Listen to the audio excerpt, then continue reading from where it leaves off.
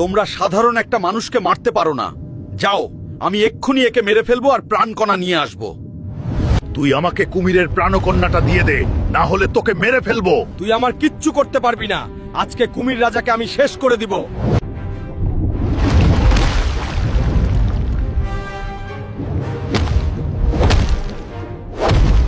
কুমির রাজা, তুই শেষ।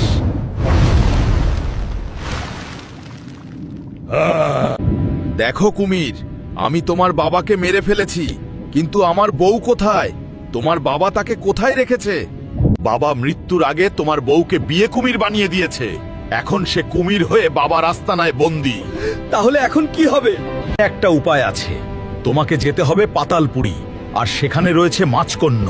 সেই একমাত্র পারবে কুমিরকে মানুষ বানাতে। ঠিক আছে, আমি চললাম পাতালপুরী। শীঘ্রই আমি চলে আসবো আবার। ঠিক আছে, তুমি যাও।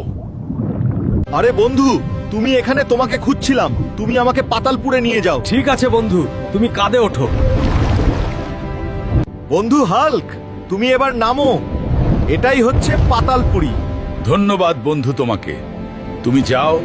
এই যে মাছকন্যা, তুমি কুমির থেকে মানুষ বানানোর ওষুধটা আমাকে দিয়ে দাও। তুমি আমাকে একটা সাহায্য করো, তাহলে দিয়ে দিব।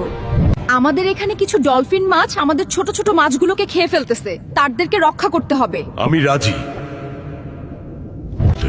ঠিক আছে, চলো, আমাদের সাথে মহারাজের কাছে নিয়ে যাচ্ছি।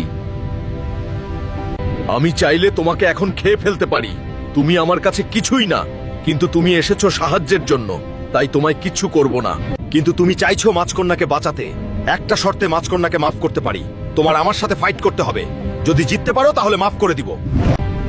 ঠিক আছে, আমি তোমার সাথে ফাইট করতে রাজি আছি। বন্ধুরা, হাল্ক কি পারবে ফাইট করে জিততে? লাইক, সাবস্ক্রাইব আর ফলো করে রাখুন, পরবর্তী পার্ট আসছে।